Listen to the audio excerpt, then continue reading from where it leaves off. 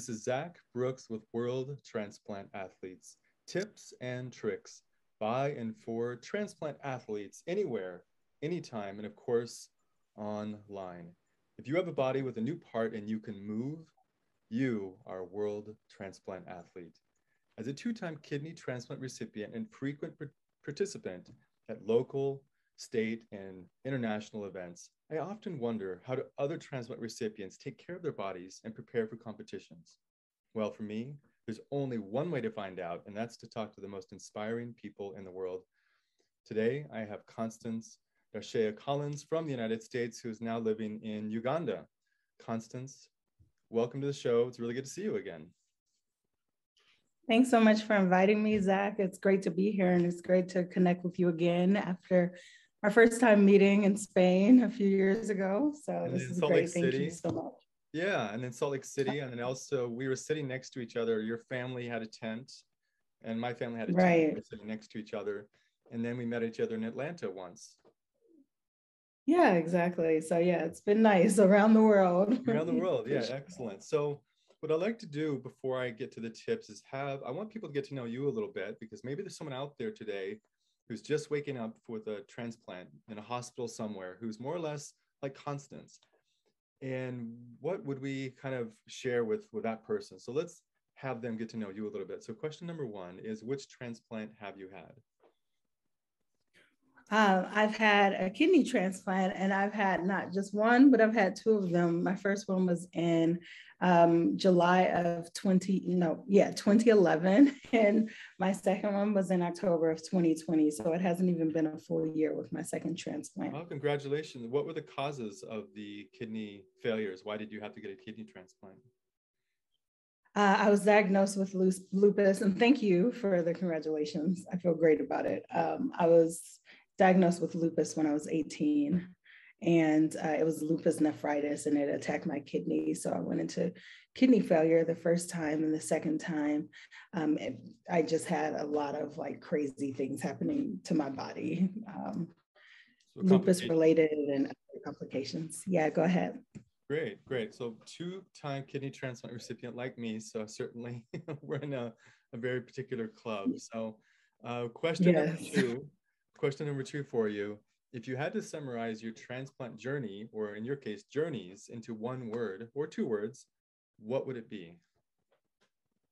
That word would be whirlwind, because like it's everything when you experience like health decline, it feels just like you're navigating so many things and trying to figure out what's what, and it just felt like a whirlwind. And also with my second transplant, I was only in the States for 3 weeks before I got the call. So that was very shocking to me. I wasn't even thinking that I was going to get a call. So when it happened, it was just like, oh my gosh, my life is about to change overnight, literally.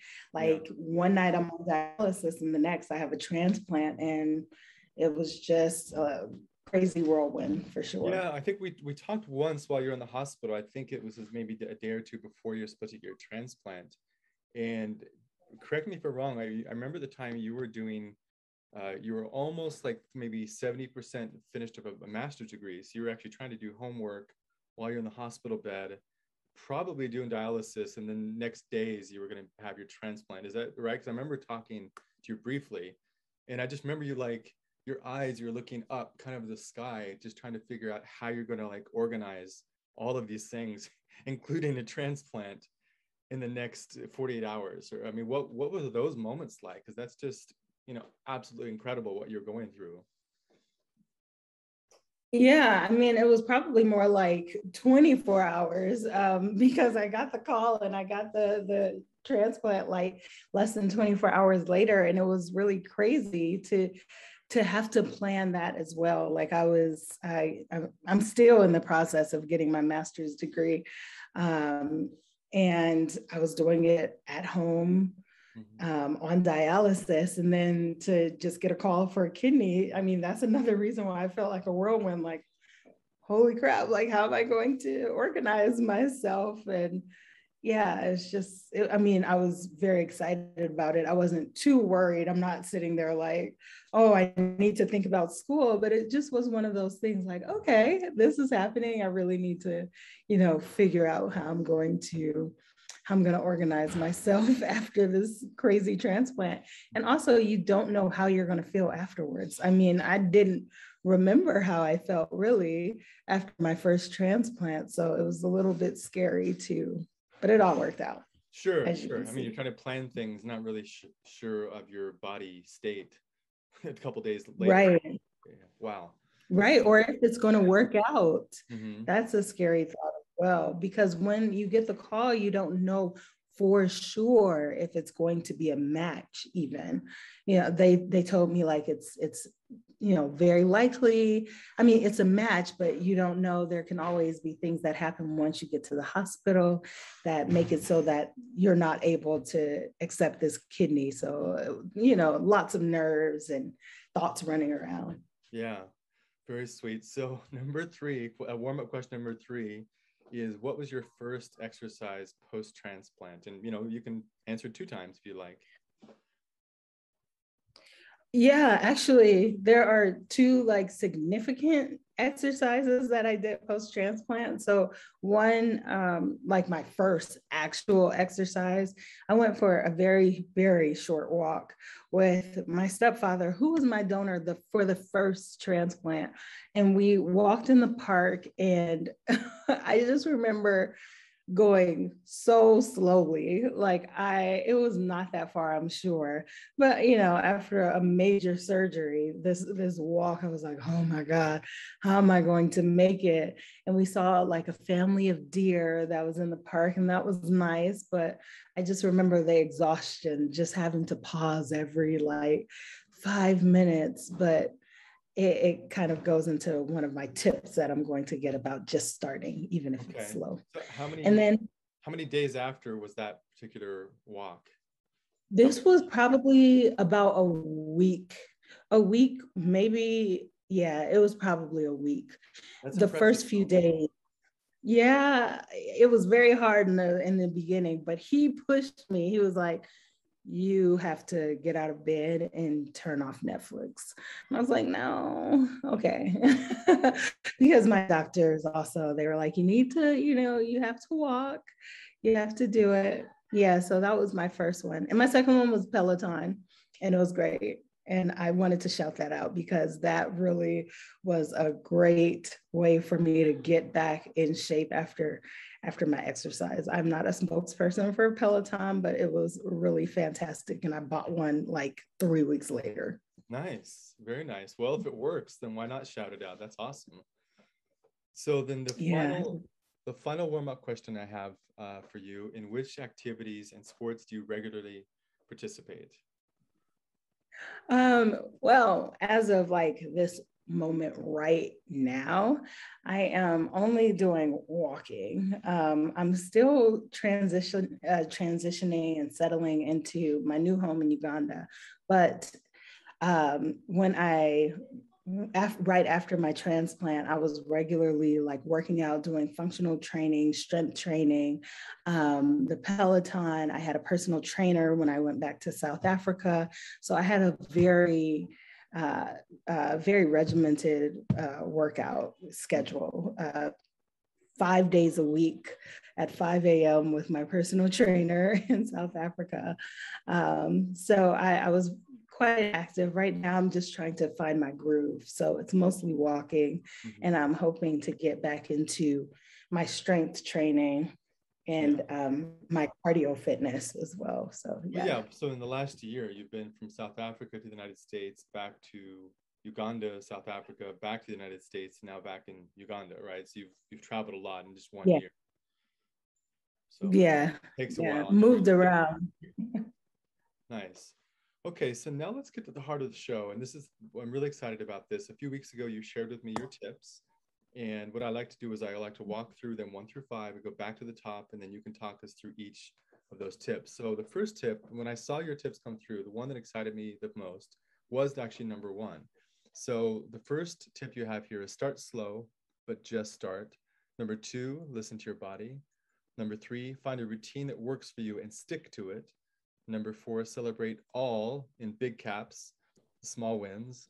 And number 5, stretch well, stretch often. So let's go back to the top. Start slow, but just start. Why is that tip number 1 for you? It's tip number 1 for me because it's one of the hardest parts of starting any sort of like workout routine is the starting, like just like getting out there, especially that first time.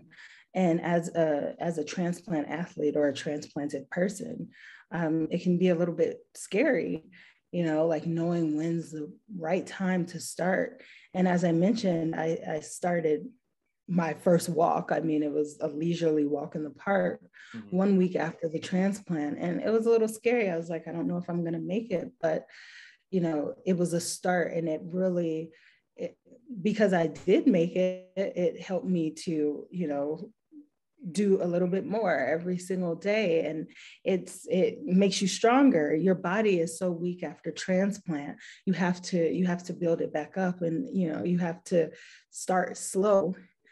For sure. You can't just get out there and like run a marathon, but you have to start somewhere. And for anyone who's trying to start a workout, that should be, Sure. What I love about this tip is that it's, absolutely really good for transplant athletes, but I think about someone who maybe went through a cancer treatment, course, or someone who's back from a knee injury or hip injury, or like anything. Like so many times in life, you have to start again an exercise routine.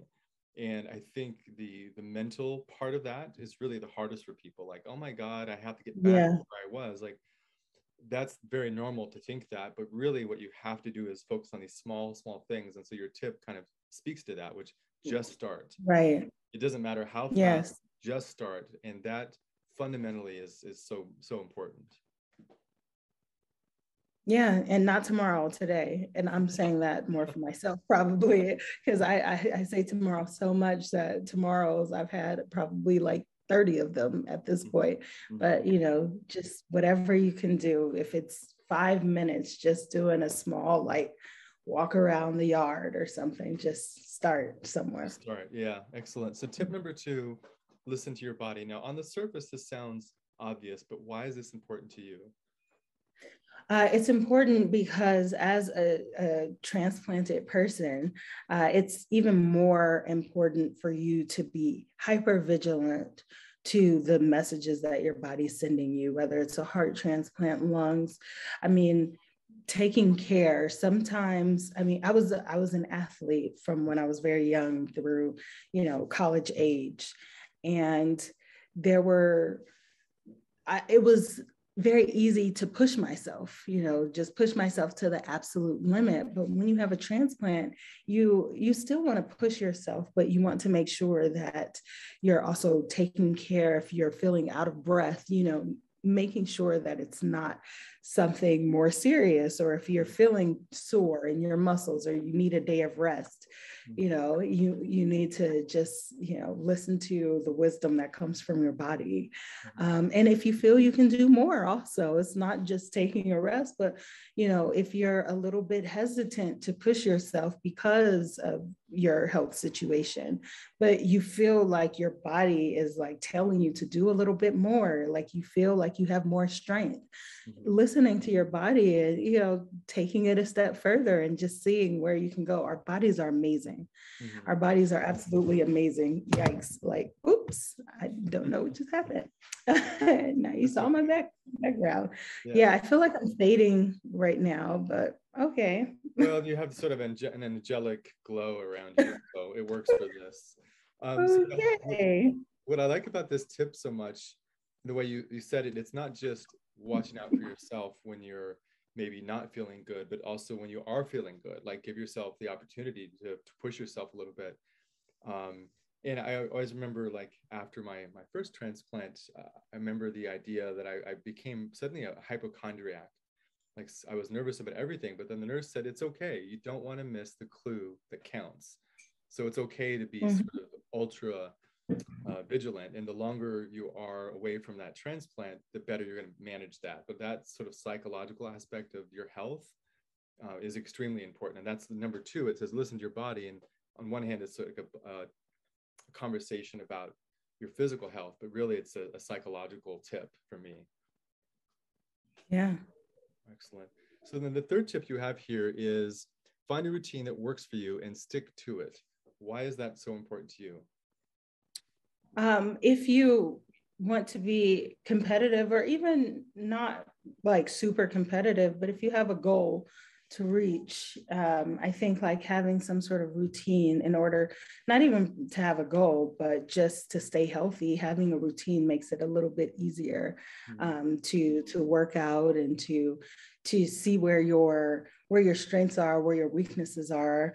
If you work out like once a month, or sporadically, then it's really hard to tell like, or to see your progress. So having a routine just helps you to like see your progress, record your progress, and to just grow in your strength. So having a routine is super important, and it's not easy to build a workout routine at all, especially if you're a busy person or you have a job that doesn't have like a fixed schedule, or if you have children, but trying to find some sort of, routine. And I know this doesn't work for every single person. Some people, it's like, get in a workout when you can get it in. But if you can build a routine, that would be great. Totally.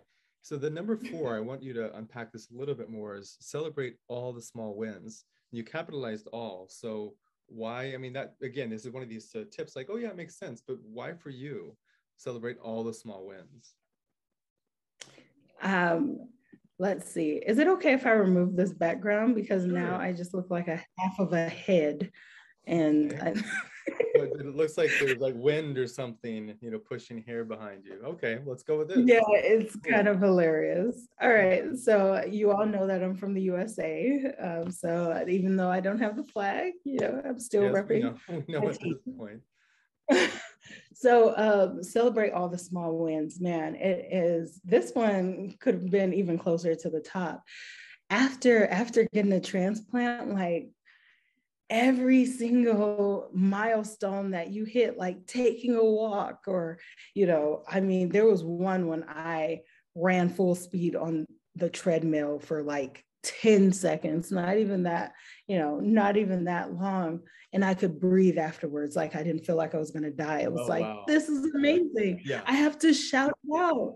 Like it helps keep you going when you're like, I was able to hold my breath underwater for 5 seconds. I mean, that may not sound amazing to other people, like 5 seconds, really, but just celebrating what your body has just gone through and all of the things, like seeing the progress that your body has made, regardless of how small it is. It may seem small to other people, but truly, it's amazing that you're like alive to do these things as a transplant recipient. So I believe in celebrating every single thing that you can. Yeah, so I want to talk about this a little bit more. So like you celebrated running for 10 seconds on the treadmill, you celebrated holding your breath underwater. Like, how did you feel after you celebrated? Did the celebration itself, do you think, give you like a mental thing afterwards? Because I know just those moments of life are important to celebrate, but if you can just think back, like, did it make you feel better afterwards just by celebrating? Like give you a little more oomph for the next time you're getting at a workout? Yes, it made me feel better. It made me very emotional because it was like, oh my gosh, it was an emotional feeling as well. Like when you get, I mean, everyone who's a transplant recipient who's watching understands, before you get your transplant, you're super sick. I mean, if you're at the point where you need a transplant, you're either on dialysis, you're on heart failure, your lungs have collapsed, something really major has happened. And some of these small things that you're able to do after the transplant, you would not have been able to do before. So it's also a moment of realization, like, wow, look how far I've come. Yeah. And then also it's a great feeling. And it's like, I want more of these feelings. Like, what can I do next? This is me personally, you know, if I'm like, yes, I ran for 10 seconds. I want to do 15 next Yeah. time. Yeah. And when you have great people around you who can celebrate with you, it makes it even better. I mean, personal celebrations are great also, but when you have like a community of people who are rooting for you, it just makes it that much sweeter. Yeah, it's pretty awesome for sure. So tip number 5 you have here is stretch well, stretch often. Why is that important to you, Constance? Let's fix the light. It's becoming nighttime here, so this is why I'm having so many Yeah, no struggles worries, no worries. with the lighting. This one's very important because as athletes, an injury, and just as you know, our bodies, period, an injury can really set us back a lot, and an injury can really be detrimental to our health. And one of the ways to prevent injuries or to minimize the risk of injury is to just stretch and stretch well. And when you think you've stretched enough, maybe stretch just 1 or 2 minutes more, you know, get it really it's so important for us to take care of our bodies, and stretching is a way to protect ourselves.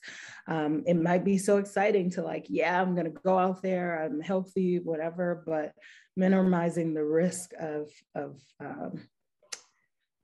injury is super important.